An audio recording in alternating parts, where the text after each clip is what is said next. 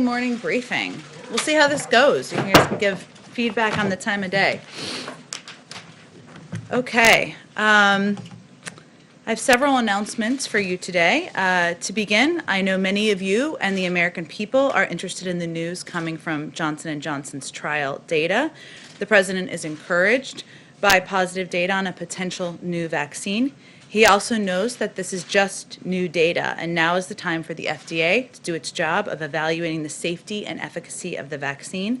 In the meantime, he continues to urge all Americans to mask up and follow public health guidelines until it's their turn to get vaccinated. Now, I know there may be a lot of questions you have for us about the trial data or Johnson & Johnson. I'm here to tell you that I'm not going to get ahead of the experts who you will all get to hear from in the next hour in our public health briefing from the COVID response team. They will discuss this more with you and what everything means then. At Wednesday's briefing, I also shared some of the engagement and outreach the White House is doing to move forward the American Rescue Plan. From the president and the vice president on down, that work has continued and accelerated. Yesterday, senior staff spoke again to governors about the challenges they are facing and the importance of relief. Today, National Economic Council Deputy Director David Kamen will meet with the Council of State Governments. The Office of Public Engagement will also brief Black civic groups, anti-hunger and nutrition advocates, and key progressive groups and invite their feedback. These conversations are, of course, critical to building support and moving the president's bill forward. But we also saw evidence this week that the American people overwhelmingly want their elected leaders to work with the president to confront the pandemic and and put people back to work. According to a Monmouth poll released Wednesday, 71% of the American people want Republicans in Congress to work with President Biden. That number is up nearly 10 points from right after the election, meaning the trend of support for working in a bipartisan manner with the president is only growing. Finally, the president is committed to getting relief to working families. Hence, he is also meeting this morning with his members of his economic team, with the vice president and Treasury Secretary Janet Yellen, for a briefing on the cost of inaction and the impact of a delay in moving forward with a relief package. Millions of Americans don't have enough food to eat, and millions more have lost their jobs, but interest rates are at historic lows, and that means it's the right time to make smart investments. Moody's, a Wall Street firm, has said that we could end up with 4 million fewer jobs this year if we don't act on the president's plan. That's 4 million Americans who could get back to work. And I'm sure they will discuss all of that at their briefing later this morning. Last thing, we are venturing to provide a week ahead to all of you, or return to providing a week ahead to all of you. So a quick preview. Next Monday, the president will meet with the Secretary of State at the State Department. On Tuesday, President Biden will deliver remarks and sign an executive order advancing his priority to modernize our immigration system. And Friday is, of course, Jobs Day, and the president will deliver remarks about the economy. We'll have hopefully more over the next couple of days, but we wanted to provide as many details as we could. With that, Zeke, why don't you kick us off? Just one foreign policy I wanted to get going. With violence surging in Afghanistan, is the president still committed to winding down operations there and bringing troops home this year? I have not spoken with our national security team about this in particular, but his commitment remains. At the top, you mentioned that Americans should follow public health guidance. One of the challenges has been over the course of the last 10 months is that public health guidance from state to state varies. Some states have mask mandates, others have indoor dining open, others have schools open, others don't. What guidance should the American people follow? Their governor's guidance, or should they follow the president's? Well, first, what we're venturing to do is provide more concrete guidance from the federal government, from the CDC, from health and medical experts on the important steps all of the American people can take to keep themselves safe. That includes the importance of mask wearing, of course, and how how vital that is to keeping us safe. It also includes the importance of hand washing, of restricting travel. These are all guidelines that have come in recent days and weeks, I should say, from the President of the United States and from our medical and health experts. But in addition, as we discussed yesterday, there are guidelines including the safe reopening of schools that he signed an executive order on, directing both the Department of Education and HHS and the CDC, I should say, to produce those guidelines to give more specific advice and markers to states and local school districts on what they should follow. So it will ultimately be up to states, to governors, to local school districts and others to make determinations, but we do want to provide more clear guidance from the federal government based on the expertise of health and medical experts on what people should follow and what will help keep the American people safe. I just want to follow up on that one. The CDC study that was discussed here a couple of days ago, one of its recommendations as part of reopening schools immediately was to close indoor dining, restaurants, and bars. Is that a part of the federal guidance that we should be expecting to see from the CDC and the Department of Education soon? Well, the good news is you get to hear from our director of the CDC, I believe, in about 45 minutes, and our medical and health experts, and you can certainly ask them if there's going to be any updated guidance. Go ahead. Dr. Fauci says the U.S. may not be able to meet that goal of reopening most K-8 schools in 100 days because of the trajectory of the pandemic. Given that, is the president going to adjust his goal of trying to get all these schools reopened in 100 days? Well, as we talked about a little bit yesterday, the president wants to not only reopen schools, he wants the schools to stay open, and but he does rely on the guidance of his health and medical experts, and obviously he's not going to do anything that is not safe and doesn't keep teachers, students, and our school districts safe. But a key part of this is the guidelines, as we mentioned, the executive order he signed to ensure that school districts are getting the information they need and clarity they need on what steps that they should take to keep their students safe and teachers safe, of course. But it is also funding, and we've talked about this quite a bit in here. And the American Rescue Plan is pivotal for a number of reasons, including ensuring that Americans have food on the table, including that we can get shots into the arms of people across the country, but also that school districts, especially public schools, have the funding they need to take steps on everything from ventilation to PPE to testing. And the longer that's delayed, the harder it's going to be to meet that goal. Got it. And has President Biden spoken to former President Trump since taking office? And if so, can you give us any update on what President Trump said in his letter to President Biden? I don't have any update. I don't have any calls to report on. There are no calls to report on, I should say, and I don't have any update on the letter. And as I said when we talked about this about a week and a half ago, it seems longer than that, I'm going to acknowledge. The president, of course, thought the letter was gracious and generous, but he plans to keep it private. Go ahead. I understand you don't want to get too much into the Johnson & Johnson vaccine, given the data that's out there, but this likely won't be the only vaccine that is less effective than the Pfizer and the Moderna vaccines. And so I wonder, what is the president's message to those Americans who would be more reluctant to get one of those less effective vaccines? And are you concerned about the impact that would have, given how many doses have already been bought on the front?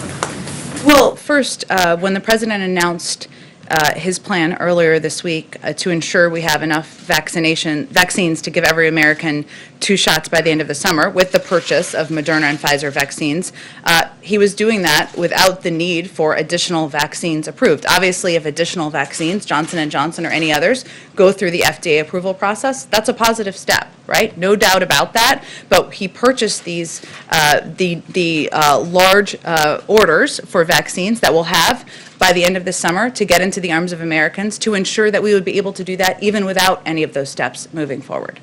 And so he would encourage Americans to get any vaccine that is approved by the FDA for emergency use authorization?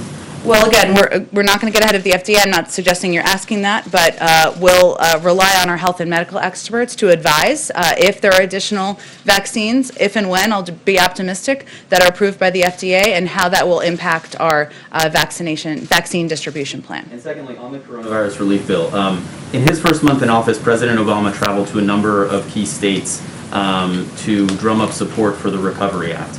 Does President Biden have any plans to do something similar to drum up support for his $1.9 trillion coronavirus relief bill? Well, then Vice President Biden also traveled to a number of states to drum up support for the American Recovery Act at the time, and obviously we weren't dealing with a pandemic, so the circumstances were quite different. But he fully recognizes, as do we, the importance of speaking directly to the American people about the components of this package, whether it's the importance of funding to get schools open, or get vaccines in the arms of Americans, or just ensure that people know they can put food on the table. And so we're having to take a number of creative steps to do that, whether that's direct television or local media, or from the president, the vice president, and others. We're doing that, whether it is engaging with governors and local elected officials to ensure that we're answering all of the questions they have and that they can convey to the public. So we're taking a number of creative steps, a little outside of the box. Certainly his preference would be to get on a plane and fly around the country, but that's not the step we're planning currently. As a candidate, President Biden did travel a fair amount, especially in the final weeks of the campaign. He's now received both doses of the vaccine, and a number of safety precautions are in place and could be in place for his travel. So why wouldn't he be traveling, or is that something? Well, it's also about keeping the public safe, and we're not going to do a rally with 20,000 people. That wouldn't be a recommendation made by our health and medical experts. Right, but there wouldn't be any plans to travel without a crowd and to go out into the country? We may travel, certainly, but I have nothing to preview for you at this point in time. What I'm conveying is that it is vital for the president and the vice president and every member of our team to be speaking directly to the American people. And so we're looking for creative ways to do that. Can I ask you a foreign policy question? After Alexei Navalny was poisoned last summer, then candidate Biden said there was no doubt that the Kremlin was responsible for his poisoning, and he vowed to, quote, hold the Putin regime accountable.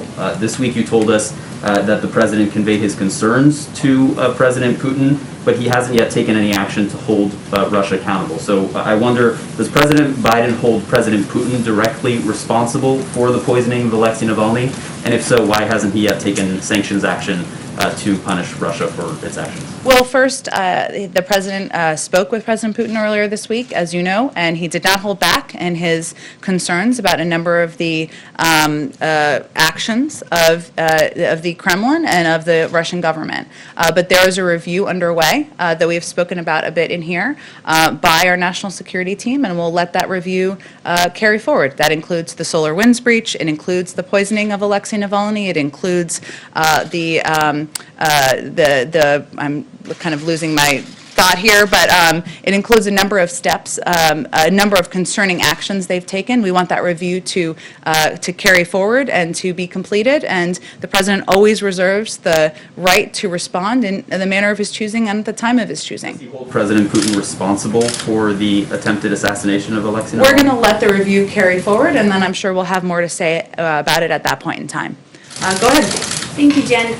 The New York Attorney General released a report yesterday saying that the state had undercounted the number of COVID deaths by as much as 50% in nursing homes. Would President Biden support a federal investigation into what happened in Governor Andrew Cuomo's role? I've seen those reports. I would say any investigation, I would point you to the Department of Justice. Does the White House think that it should be looked into further? Again, any investigation would be led by the Department of Justice. We're in a new age. They're independent, and they will determine what paths they take moving forward. Okay. On immigration, I know you said yesterday that it was never 100% that today was going to be Immigration Day, that it was just an early draft and things changed. But can you help us understand what exactly changed and why it's taking a little bit longer for these executive orders and actions on immigration to execute? Sure. It's of course been widely reported that the president is planning to announce his task force, or now plans to announce his launch of a task force on reunifying families and children, something that is he's personally committed to, his wife, Dr. Biden, is personally committed to and invested in, and he will plan to make that announcement next Tuesday. The task force will be led by Secretary of Homeland Security once he's confirmed, Ali Mayorkas, and we had planned to sign that executive order today, or at the end of this week, I should say. Early plans sometimes do change, and that was a draft plan, which those change many times, I can assure you, from sitting through many scheduling meetings. But we had planned to do it this week because we'd hoped that L.A. Mayorkas would be confirmed by the end of this week. But because of the filibuster of his nomination, we expect him to be confirmed on Monday evening, and therefore the president will sign it on Tuesday, and then Secretary Mayorkas will be overseeing that moving forward. Okay, one more question, a foreign one. Can you give us just a little bit more of a timeline in terms of how much longer you think it will take for the White House to engage with Iran on its nuclear program? Because you had one of Iran's top diplomats saying yesterday that it believes the window is closing. Well, I'm not going to give a timeline on it. Obviously, it requires Iran complying with the requirements of the nuclear deal. We've said previously, but I will reiterate here, that the president also sees it as an opportunity to build on the plan from there, and I apologize, I just want to make sure I give you the exact language. He believes that through follow-on diplomacy, the U.S. should seek to lengthen and strengthen these nuclear constraints and address other issues of concern, including Iran's ballistic missiles program and its regional activity. But again, Iran must resume compliance with the significant nuclear constraints under the deal. Now, he's also talked about, and thematically we've talked about, how working with our partners and allies, including the Europeans, members of the P5+1, is pivotal to any engagement moving forward, of course, including on what the future of the Iran nuclear deal is. Go ahead. Thank you, Jen. Just a follow-up on Iran. Would the president consider meeting with his Iranian counterpart, Hossein Rouhani, and maybe following President Obama's example, for a starter, have a telephone conversation with him? I think we're getting a little bit ahead of where we are in the process. Again, the first step here is for Iran to comply with the significant nuclear constraints under the deal. But I am certain we will continue to discuss this issue in here and at the State Department and other parts of government.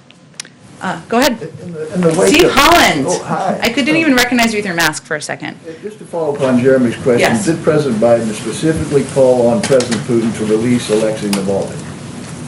Yes, as we have publicly, as our team has repeatedly called for through the course of the last several weeks. In terms of the specifics of the conversation, I don't have any more details for you on that. We don't know what Putin said, or did he make any promises? I don't have anything to read out on President Putin's comments, no. In the wake of the GameStop trading incident, is there a public role the White House can play in educating people about the dangers of this type trading?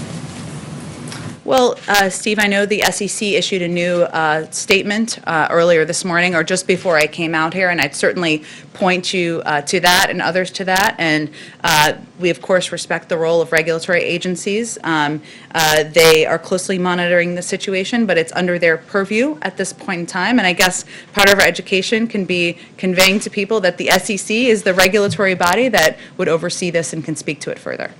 Go ahead. Thanks, Jen. Two on Capitol security. So the acting chief of police up on Capitol Hill has recommended a permanent fencing around the Capitol.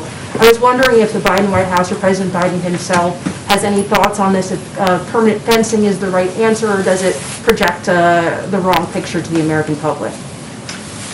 I'm not sure we're going to have any comment on that specifically, but I'm happy to talk to our National Security, Homeland Security team if we have anything further to add. Sure, and a quick follow-up. Speaker Pelosi said, I believe it was yesterday, that she feels that threats are coming from inside the House, with other members being allowed to carry guns. Of course, we have conspiracy theorists among the ranks of the GOP now. Does the White House agree with that assessment, that there is security threats coming from inside the House? Has Biden spoken to Pelosi, and is he worried about the safety, the physical safety of members of Congress? Well, he speaks with Speaker Pelosi on a regular basis and certainly has reiterated his support for her and members of the caucus, and he has spoken publicly about his concerns about the rhetoric, of course, around the events of January 6th, but some of the rhetoric that has continued and the role of social media platforms. So he is in close touch with her about events on the Capitol, about the safety of members, but I don't think I have anything more for you to read out beyond that. Go ahead in the back. Thank you, Jen. Two quick foreign and one domestic, if that's okay. Can you confirm officially that Robert Malley's been appointed special envoy for Iran? Is Is that? I can, I believe it was announced this morning, yes? Or I guess I can confirm it here too for you. And then as you know, settlements have been a major obstacle to getting the Palestinians back to the negotiating table. Would President Biden consider it, does he believe settlements should be halted in the West Bank so that the Palestinians will come back? I don't have any new comments from President Biden on this or the current circumstance. He's obviously spoken to this particular issue in the past and conveyed that he doesn't believe security assistance should be tied, but I don't have anything more for you on the path forward toward a two-state solution. Following up on the Capitol Hill fence, you know there's a fence outside here, a temporary one around the White House. It's been up since last summer. President Trump took a lot of criticism for it. Would President Biden consider bringing that fence down so people can take photos in front of the White House again?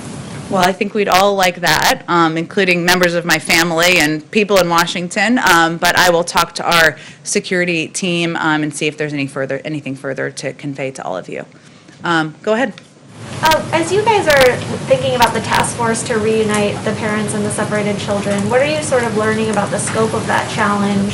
Since it's something that groups have tried to do in the past and failed, how many people do you think would need to be tasked to that to actually make it effective? Those are excellent questions, and I expect that when we announce, when the President signs the executive order next week, when we put the task force together, when Alan Mayorkas is confirmed as the Secretary of Homeland Security, maybe we'll have him come to this briefing room, or I'm officially inviting him here today to come to this briefing room. But, you know, there's no question that we recognize this is going to be incredibly challenging, that there will be a lot of work to be done, that is why this will be a priority. It's not only a priority for the President, but will be a priority for Secretary Mayorkas, but I will leave it to him and to others at the Department of Homeland Security to outline and preview for you the path forward. Go ahead. Thank you, Jen. I know that the President Biden and the First Lady are acutely aware of the sacrifices that military families make. That being said, we had an incident with the garage with the National Guard that was kind of embarrassing, and now I'm hearing from spouses of Guards members that they had a COVID outbreak and were not tested or vaccinated before they arrived in D.C. And I'm wondering if there's any concern by the President about how these Guardsmen are being treated, whether he can do anything specifically to safeguard their health before they arrive while they're here.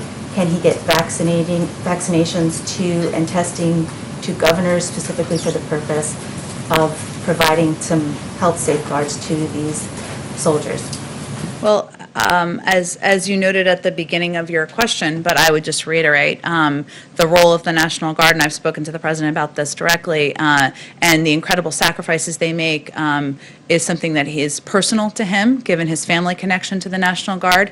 He had called the head of the National Guard just last week when the reports came out about the treatment of the National Guard and the fact that many had been sleeping in garages, and of course conveyed his dismay of the photos he had seen and their treatment, and also offered his personally any help that he could provide, whether even if it was boosting morale. And certainly that line of communication remains open should there be something that he can do from his end. In terms of specific prioritization of the vaccine, I would point you to the Department of Defense and leaders over there to speak to that more specifically. Okay, one follow-up to that.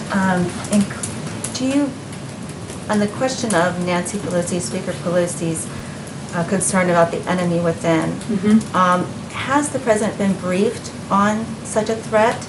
And does he agree that the National Guard should be here until mid-March during the impeachment trial?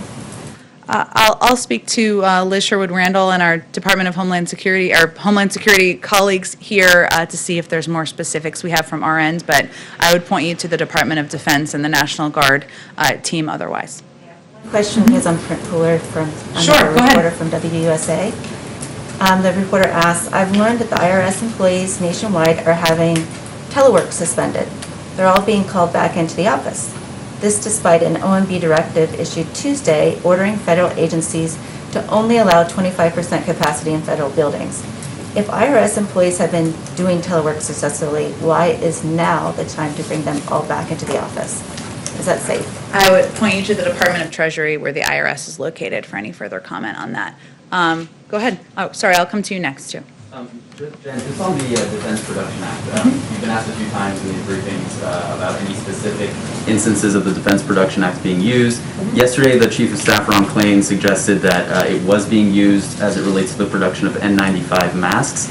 Is there anything specific you can tell us on that, or any other companies or products where the Defense Production Act is being used now? Well, we're not going to get into specific companies. Obviously, there are procurement processes here, but also that take place at federal agencies, but also we're still early in the process. It was invoked just last week, but I can give you more specific detail in terms of how we plan to use it on vaccine supply. I think one of the, also the products that Ron Klain spoke about was low dead space syringes, which are the key to getting the 6th dose out of the Pfizer vial. Pivotal in getting more vaccines out into the public. N95 masks, isolation gowns, nitro gloves, again, safety and keeping people safe from infection, pipette tips and high absorbency foam swabs for testing, and then lipid nanoparticles, which are key to the mRNA vaccine, and bioreactor bags, which is what the vaccine is mass produced in. So as you can tell, a lot of this is materials that will help ensure that the vaccine can be used by vaccinators and transported in some cases to vaccine locations. So there's several components of it and very specific materials that we're focused on. And then at the National Security Agency, Michael Ellis, a Trump political appointee, was installed as the general counsel, which is a career position, as you know. Are you guys considering reviewing that decision or attempting to remove Michael Ellis from his position as general counsel of the NSA? I don't have anything new for you on that, other than I don't have any personnel announcements. Certainly, we're reviewing personnel across government, including political appointees, most of whom have left. But I don't have anything new on any decisions there. Go ahead. Oh wait, I promised you. Go ahead. Thanks, Jen. FEMA has requested active duty troops be used at vaccination centers when they get stood up across the country. Does the White House support that request? I did ask our team about this. You or someone else may have asked about this the other day, and I think I have something on it here. One moment.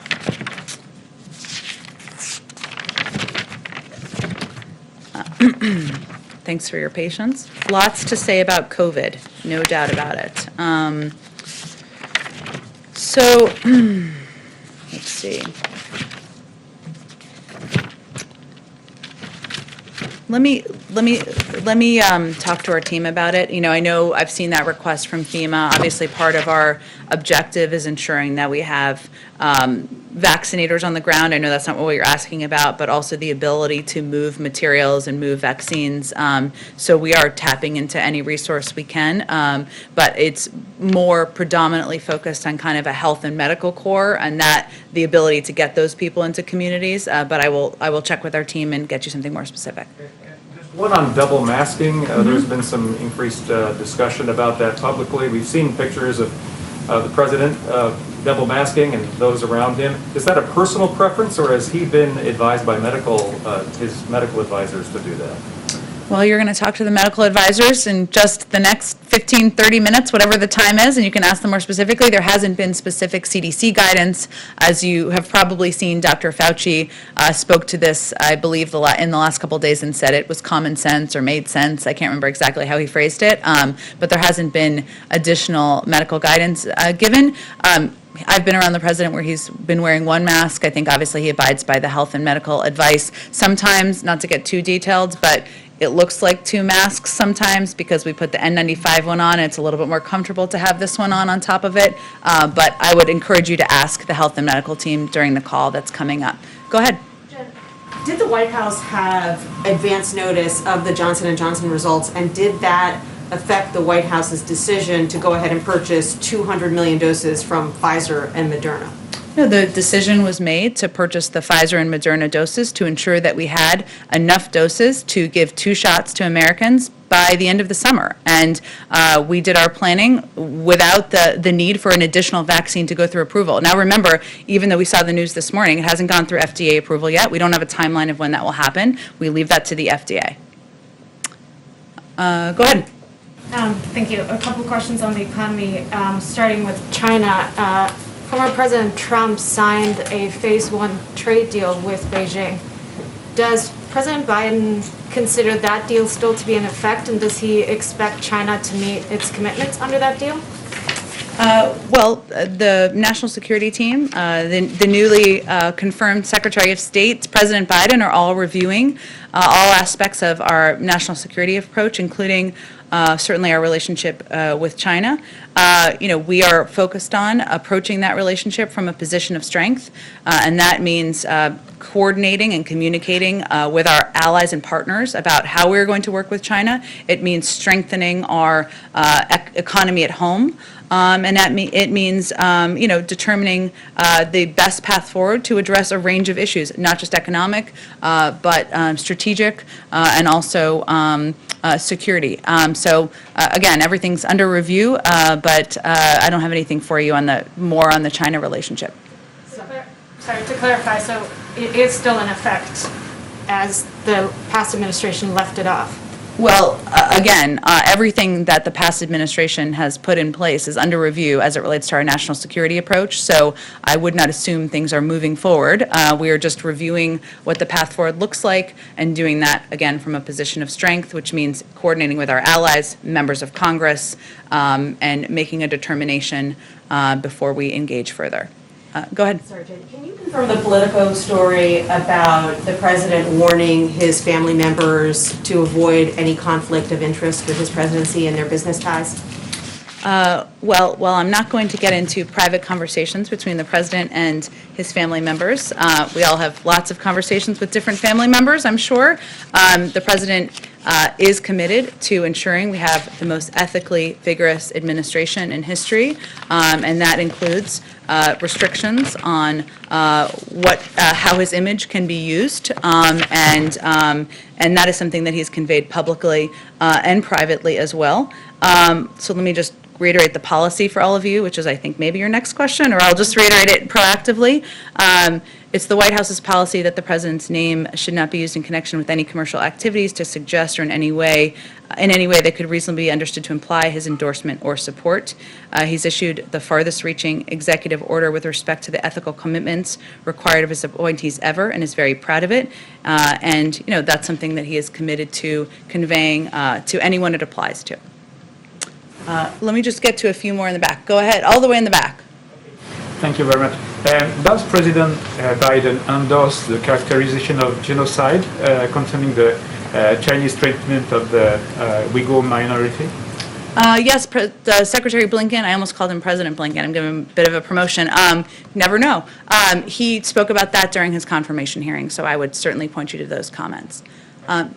President Biden. He was speaking on behalf of the U.S. government. Did you have a question right there? Go ahead. The governor of Puerto Rico said last week he was in touch with the White House about releasing remaining disaster relief funds held up by the previous administration. Do you have an update on that? I don't, but I will venture to talk to our team about what the status of relief funds is for Puerto Rico. One other question. Is the White House tracking the confirmed cases of the South African strain that have been found in South Carolina? Have you been in touch with local officials there? Certainly our health and medical team have been, and again, they'll speak to it at their briefing that's coming up at 11 a.m. I encourage you to join that. But as we see reports, our team has been monitoring variants as there have been developments around the world and the potential for them to travel here. It reiterates or reemphasizes, I should say, the importance of getting vaccines into the arms of Americans, something that our health team has said will make people safer, and also reiterates the need for getting the American Rescue Plan passed so that we can ensure we can expedite that effort. Go ahead. Thanks, Jen. Just two quick questions. One following up on the political question. To that degree, is the White House going to make a commitment one way or the other that members of Biden's family are just not going to serve in the administration? We've made that commitment, so that continues to be the commitment. Valerie Biden or anybody else? No, reports that there was an office in the West Wing were not accurate. Gotcha. And then one on Marjorie Taylor Greene. I know you said earlier that you would not like to be commenting on her, but it's a major story. Does the White House have any concerns about a QAnon supporter, someone with a history of racist? Now we're seeing anti-Semitic comments, harassing school shooting survivor families, serving on House committees.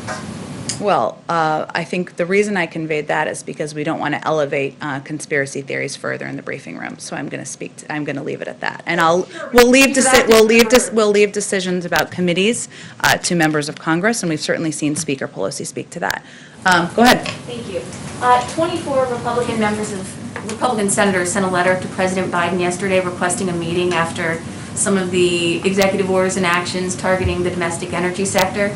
Is that a meeting that President Biden will take? Well, President Biden is committed to, and this you can see this through his actions, working and engaging with Democrats and Republicans to address the crises we're facing, including climate, which is one of the crises that he's identified.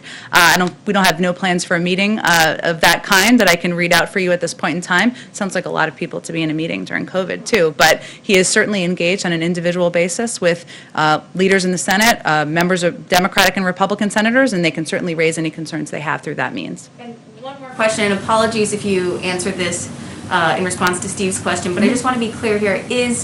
Do you anticipate President Biden to address the GameStop controversy when he meets with his economic team a little bit later this morning? No. Do we anticipate him addressing it publicly, you mean? No, just talking about it with his economic team. Well, the focus of the meeting is about the recovery plan, about the status of the economic recovery, about obviously the data that we saw yesterday. I'm sure they'll cover a range of topics during that meeting, but that's not the focus. I know it's a big story, but doesn't, obviously our focus and our big story is getting the American people back to work. Go ahead. I know hundreds of White House staffers now have been vaccinated for the coronavirus. Any specific updates in terms of who's being covered by that, and then also more broadly, because of that, does that give the White House sort of, is that a model for the rest of the country? Schools, for instance, should every teacher be vaccinated in the next 90 days so that the president can meet his commitments to opening schools? Sure. Well, on the first, I think we announced a couple of weeks ago that about 36 members of the senior White House staff, including members of the cabinet, national security officials, had received their first dose, which means right around now a number of people will be receiving their second dose. We are also, as you noted, had released a couple of days ago that the objective and the plan of the White House Medical Unit was to vaccinate hundreds of additional staffers to create a COVID-safe environment here. As you know, there has been the president has, and our team, I should say, has spoken about the prioritization, of course, of teachers and educators and child care providers. We'd certainly defer to CDC on what that should look like, and they may speak to that on this 11 a.m. call as well, but I'm not going to get ahead of their outlines or prioritization or specifics. And just one more on GameStop, not to belabor the point, but I love the effort. You guys are trying so hard on this. What is the broader message to the American public and people around the world that, in large cases, individual investors acting collectively against large financial institutions are shut down pretty much overnight, while the big banks and financial institutions responsible for the 2008 housing crisis got a get out of jail free card? Well, the message is that the U.S. government is starting to work how it should. The SEC is a regulatory agency that oversees and monitors developments along these lines. It is currently in their purview. They've put out several statements this week. We will certainly defer to them on that, and I'd point you to them for further questions. Go ahead in the back. Thank you. Jen, can we expect to see the president in this briefing room anytime soon? Are you eager to see him? Is that what you're saying? Sure. The president took questions earlier this week when he did an event, and we certainly are going to look for opportunities to continue to do that. The location of where the questions will take place, I don't think I have anything further, but we'll look for additional opportunities for him to take additional questions from all of you. Go ahead. Thank you, Jen. What does President Biden make of reports that Senate Democrats, including Bernie Sanders, who will chair the Budget Committee, which is chairing the Budget Committee, are planning to expand the use of the budget reconciliation process for legislation that's not revenue, does not directly impact federal revenue, like the $15 minimum wage? Is that something that President Biden is okay with? Well, the president is going to leave it to Congress to determine the parliamentary process for moving legislation forward, as should be the case. I think it's obviously been broadly reported that there is consideration on the American Rescue Plan of what the path forward will look like and how to expedite moving that forward. And there's an urgency, and we certainly feel that. But our view is that this bill should be bipartisan. 74% of the public support it, and we want Republicans to work with Republicans on fighting COVID and putting the American people back to work. But as we work on this bill, if we are going to, our priority is on getting it through and not on the focus on what the parliamentary process is. What is his message to progressives who are arguing that the 1.9 trillion relief package should be the floor and not the ceiling? And would President Biden consider pushing a relief bill that is more than $2 million? What about the idea of reoccurring stimulus checks that some progressives are advocating for? Well, we've seen those reports, and obviously he's had conversations, as our team has, with members of the Progressive Caucus and other progressive members of Congress. And as I've said in here many times before, part of this process is that the president laid out his vision. He is getting feedback. A lot of the focus in here has been members who have said it's too big, but some are saying it's too small. And as a part of the discussion, we have those engagements and determine how to improve the bill and what opportunities there are to do exactly that. So he welcomes their engagement, he welcomes their ideas, but he's put forward his plan, and his main bottom line is that we're not going to break it apart, and the three components of it are pivotal in moving it forward. But the size and the scope of the package, this is the legislative process, this is democracy at work now. Certainly he has an opinion, and that's very influential in the process. So would he think it's realistic to go above $2 trillion? Well, again, I think the best place to look for what's realistic is to members of Congress and their whip counts, and I'm sure that the leadership can give you an assessment of that. Go ahead. Is there any chance that the Summit for Democracy, which was mentioned during the campaign, could happen before summer? Before summer? Yeah. I don't have any. I know it was a campaign promise and something that was mentioned during the campaign, but I don't have any more details on plans at this point in time. Go ahead. Yesterday we saw Vice President Harris do local media interviews in the states of West Virginia and Arizona. Obviously there's been a lot of focus on your efforts to get Republicans on board. Are you concerned that budget reconciliation even, may not be realistic, or that you may lose some Democrats? Is that why Vice President Harris was making those calls to shore up Democratic support? Vice President Harris was making those calls because we want to make the case to the American people across the country. And obviously, she's not traveling to those states and holding big events or even events with, not big crowds, but some crowd. And so this was a way to do exactly that. Why those states specifically? I think she'll do a number of more regional calls and regional interviews, as will other members of the team, and including on national networks, of course, and that will continue in the days ahead. Go ahead. One more on your favorite topic, reconciliation. I know it's wonky, but that's okay. That's what we're here for. The president, back. The president, as you said multiple times, is reaching out to Republicans in an effort to get a bipartisan bill. At the same time, Majority Leader Schumer and Speaker Pelosi seem to be aggressively moving towards reconciliation. Does the president think that the Democratic leaders' push for reconciliation at this time is hurting his chances to get Republicans on board? Well, the president's focus is on the end goal of delivering relief to the American people, not the parliamentary procedures, as we've said. And we can't imagine that the 1 in 7 families who are hungry or the thousands who've lost a loved one to COVID care much about the procedure either. So I would flip it the other way to you. I think a fair question you might ask our GOP or Republican colleagues is why they oppose proposals that have the support of 74% of the American public. And even if this bill moves forward through the reconciliation process, again, a parliamentary procedure, it doesn't mean they can't vote for it. And the president's objective and focus is to continue to have those conversations and pursue a path forward where he can gain bipartisan support. But again, the public, 74% of the public is with him in that endeavor, and their constituents. Go ahead, The Steve. President spoke with the NATO Secretary General the other day. Is the President satisfied with the level of defense spending by NATO allies? Well, we did, Come up in their conversation.